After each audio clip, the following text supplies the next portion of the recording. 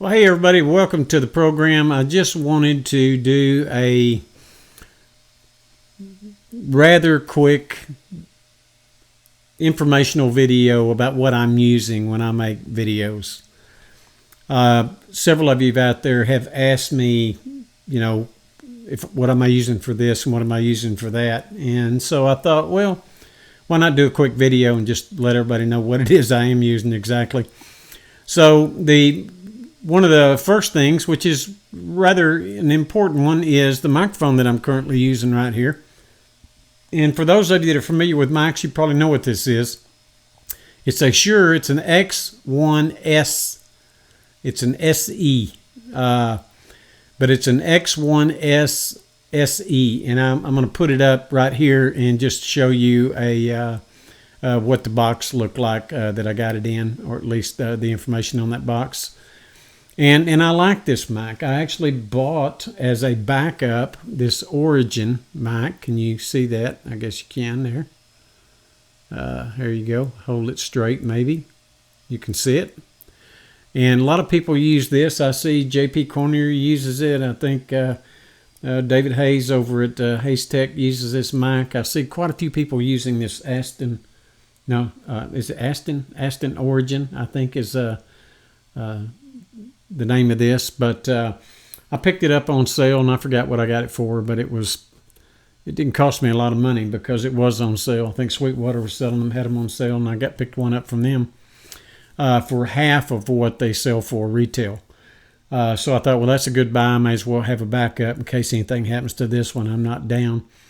I mean, it's not like I'm going to be making emergency videos, but it's nice to have a backup for things. I have backup guitars. Why not have a backup microphone, right?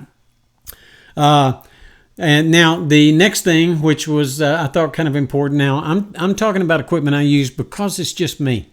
It's just me. Occasionally somebody else might be in here and we may be playing a little guitar together. But for the most part, it's just me. So I'm a fan of keep it simple. I like simple things. I like things that aren't terribly complex to have to do. I'm not 20 years old anymore, so I've come to the conclusion, the older that I've gotten, that there's enough in the world for you to remember and have to keep up with. Things you can simplify and make easy, maybe you should, right? So the second thing that I'm going to put up here is the Scarlett Solo 3rd generation 2-in, 2-out USB audio interface. And I've got a picture of it up right now. And you have to have that to connect this microphone to the computer. And I want to talk about this computer too for a moment on the way out. That'll be the last thing I talk about. But this is what actually this Scarlett Solo is actually what makes the connection here. So I've got my microphone plugged into my Scarlett Solo in the front left jack of that thing. And I've got my gain adjustment there, and I just make sure I'm not redlining. And I start making videos. Now, when I first started doing this, I had the volume turned down too low. You'll notice on YouTube sometimes you'll go to a video and the person talking, you can barely hear them, and then maybe they'll play a clip or something. Next thing you know, it's like through the roof.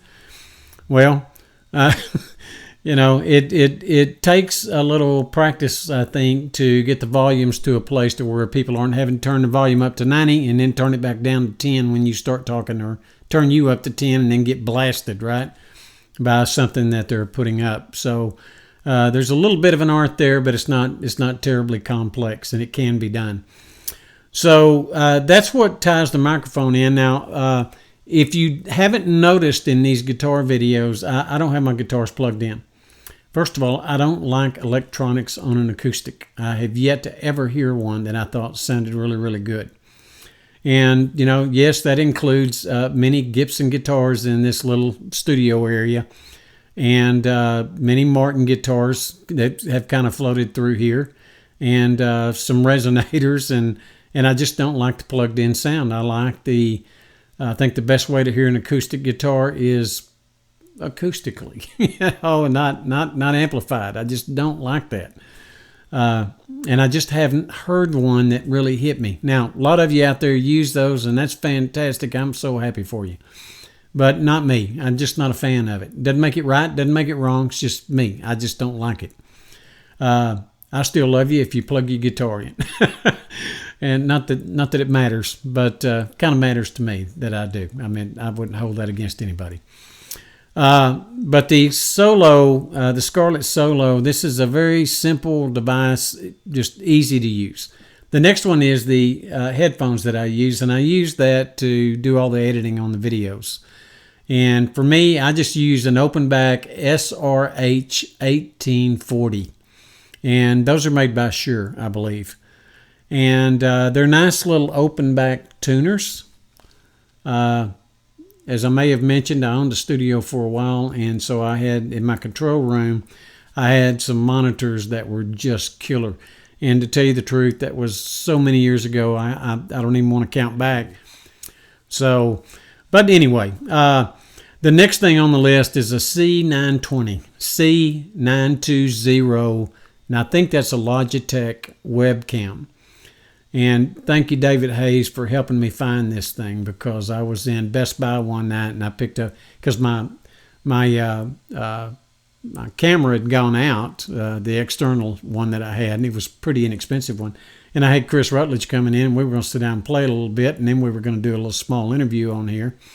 And my webcam went out. And so the night before he showed up, and I had to go get him at the airport, well, I had to go to Best Buy and buy a camera, so I picked up the phone, called David, and said, "Hey, man, what do you know about this 920?"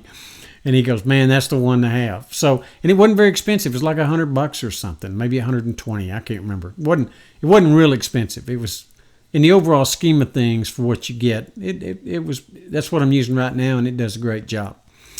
Now, those headphones, I think, I don't want to scare you half to death here, going back to the headphones for a second right here. I think they were around $400, maybe $500. A good set of quality headphones for. Now, did I need that level of quality to do what I'm doing? Just one guy and a fingerstyling guitar? No, probably not. But I like as good a quality as I can get for the money, for the value. I wasn't going to spend $1,000 on a pair of headphones. I go fly kites before I do that, but I don't need it. And I would just be buying them because I could buy them, and that's kind of ridiculous, like throwing money down the drain. So I haven't done that. The Scarlett Solo, folks, I believe cost me about, if I remember right, I think it's around $100, $120. If you catch them, they run sales on them pretty regular. It wasn't very expensive. I know that. And the Shure microphone, now that I don't remember what I paid for it, but if you'll bear with me a second, I'll see if, I think I've got it on my cell phone here while we're sitting here visiting.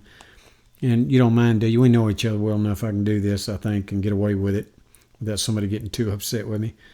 But I keep a file on my cell phone and on my laptop of my equipment and what I've got. Here we go. I can tell you exactly what I paid for it. And I do this for insurance purposes, obviously, but I paid $214.92 for this microphone. Nope, I'm sorry. That was for the Aston microphone, the Aston Origin microphone. My apologies, folks. Let me see if I got all my microphones in one place, so I have to apologize to you for that. But I believe they had it on the website for $199. And that gave you, I don't know if you can see that or not, probably not, too light, too bright, but it's a vocal bundle. So you had the splatter screen, and you also had this What else did you have? I believe you had the tray that holds it right here, the shock absorber, the shock mount, I believe is what you call that. And so altogether it was, 100 and whatever I said just now. So not a lot of money there. The other thing that I'm using is a GS, it's either a GS or a G5, 66 stealth computer. And I'm going to put a photo up of that sticker that I took a picture of. I can't tell you much about this computer other than it's awesome, man. And it handles video because it is a gaming computer. Therefore, it really handles video super well. Now, I don't play games, right? And I don't care to have that occupy my whole day. Nothing against those of you that do, but it's just not my thing. But the computers they build for games can be extremely fantastic for video recording. But anyway, it is, that's my setup, and that's what I use. So all total, yeah, the computer was around $1,500 bucks. That's the most I ever paid for a laptop in my life. But I'll be honest with you, I bought HP laptops prior to this. No bueno for doing these videos. Just the capacity wasn't there. It didn't have the bandwidth overall to do videos long term. Had all kinds of problems out of it. The darn thing ended up crashing. And so I finally figured out, let me tell you something. If you're paying $400 or $500 bucks for a super good computer, it's probably not a super good computer. Okay, you're getting a $400 and $500 computer, unless you buy one used from somebody. But so I finally just went to, I think I was at Best Buy where I picked this one up at, and they had it on sale, and so I picked it up there for $1,400 or $1,500 bucks. And the computer is obviously the most expensive thing I've got in the rig, because everything else other than the headphones was around that $200 mark or less. So that's my rundown, and that's what I use. And I don't know if you can, if you would say that the quality on this is that great, but I think it is. From a volume standpoint, it picks everything up really, really well and projects. Now, normally I put the mic probably right about here, and if you're curious, that's probably about 12 inches from the guitar and from me, and it allows you to kind of see my fingers right here and what strings I'm kind of plucking. And I'm going to go ahead and downsize this folder I was reading from a second ago. And with the guitar positioned right, you can kind of see it's good clarity. Well, I'll say that, I think, on the camera angles, and plus I'm telling you where my fingers are going when we're doing these finger style videos, so I think that's good. But I listen back to these. Now, one of the questions may be, in your recording equipment, do you EQ things? Sometimes I do. I try to EQ it to what I'm hearing here.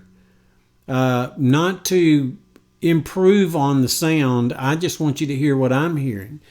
And the truth is, to get a straight pass through of what things truly sound like, just leaving an EQ flat and dead does not mean that somebody's going to hear exactly what you're hearing. You would think it would, but that's not the case. There's a lot of factors that go from this guitar to that microphone through that interface to that computer and get recorded. And so sometimes I will go in and EQ these things. I don't put a lot of EQ on them. They're very, very light. But there's a lot of depth, particularly on this guitar. It's got a ton of depth to it on the bottom end. And because of that, I want to make sure that you're hearing what I'm hearing, and the only way I can do that is to go in there and adjust it sometimes. I've got a few videos out there where I didn't touch the EQ on it because I felt like it was reasonably representative of what I was hearing. But where it's not, I'm going to try to get it close to it, if not dead on. So when you hear these guitars, if I'm doing a review on a guitar, you're hearing what I'm hearing. And if you're not, you are really close to it, okay? But I don't know, seems to work well. I think the video quality is reasonable, but maybe you folks could let me know if there's better equipment to be had and there's a struggle in a few of these videos other than me. Maybe you could let me know if there's a piece of equipment out there maybe that I'm missing that could really make this a whole lot better. Then yeah, I'm always interested.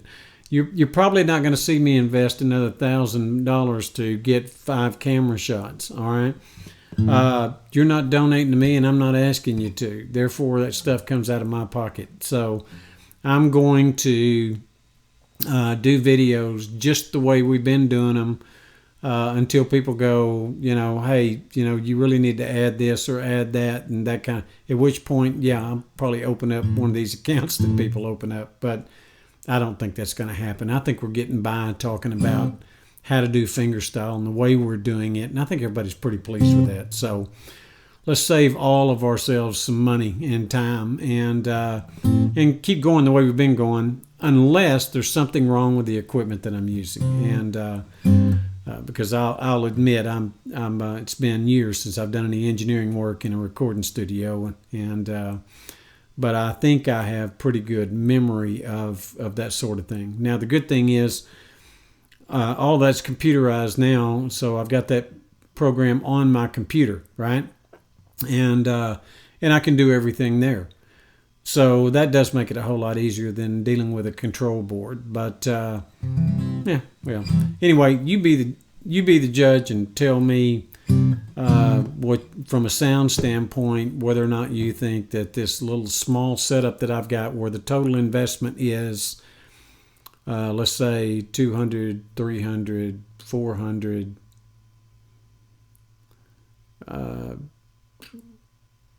If you took the basics of what you need, about $400 or $500 investment. If you add the headphones to it, which I think you can get by with, you don't have to have that kind of headphone. But my headphones are about another $500, right? So now you're up to $1,000, and then when you add that to the computer, you're really looking at about $2,500. That's my total investment. Now, could this be done a lot less expensively? Yes, it can be. And I'm going to say you could cut $400 out of the headphones and buy a good $100 set of headphones and probably use those and be okay. And then when you listen to your videos back, listen to them on a good stereo system and find out what your headphones didn't tell you and come back and make that adjustment. Because that's what I did in the studio when I first opened the studio up, and I did not have good monitors in the control room. Not until a drummer I used to have ended up giving me 2 studio monitors that were just killer. And as a matter of fact, they were built in Rockwall, Texas. I can't remember the name of the company. I think I'm going to put a photograph of them up here and let you take a peek at them.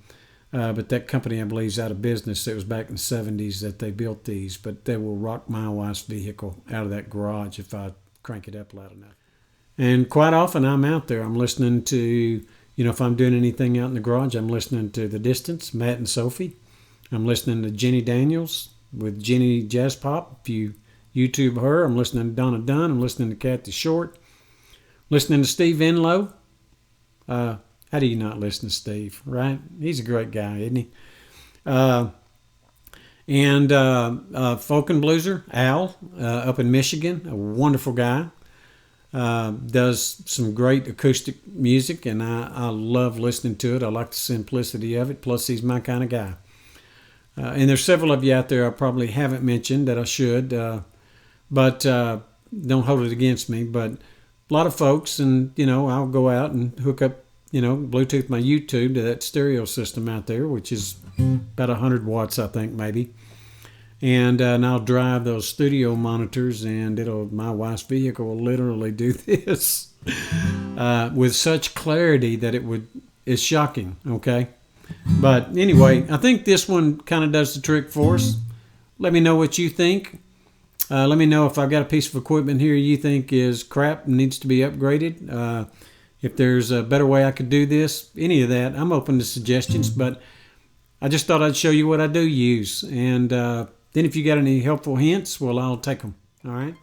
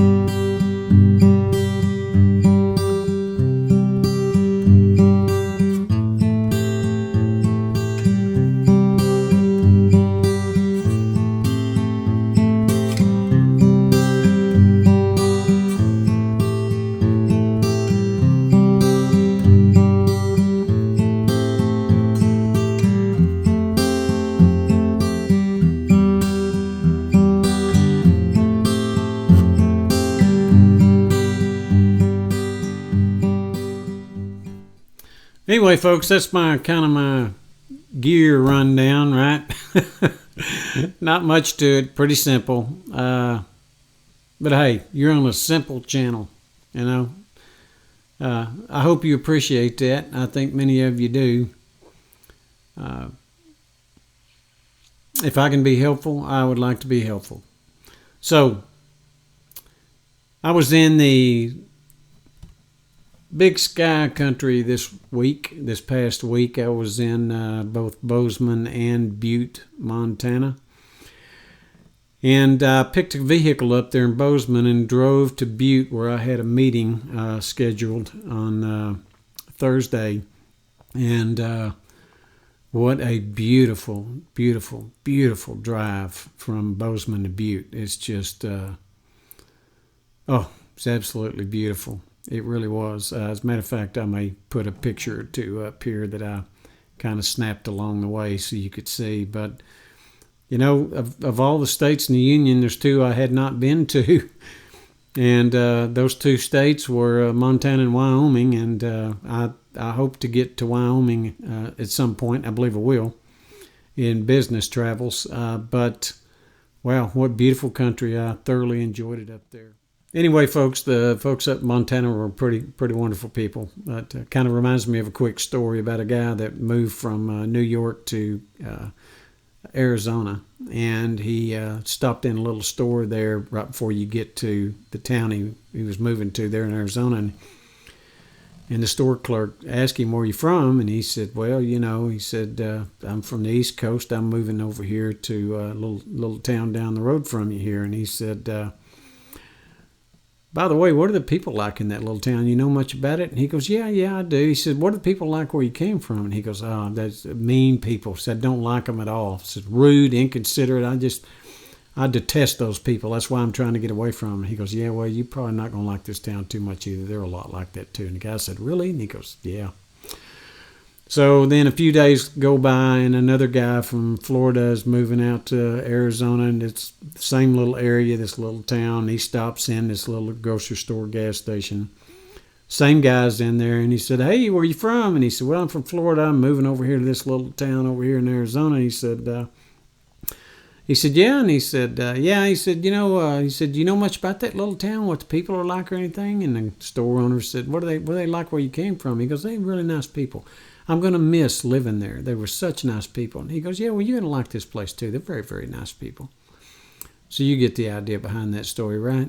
You know, you generally get what you're looking for. So anyway, folks, that's my gear rundown. If you got any suggestions, thoughts, if it seems to work, let me know that too. I'm interested. Never really begged that question before. Maybe maybe I'm missing a piece of equipment, and then some of you have been out there going, was he ever going to add that? Well, here's your opportunity to let me know. All right? Appreciate your time as always. God bless. Take care of your friends and your family. We'll catch up with you next time. See you.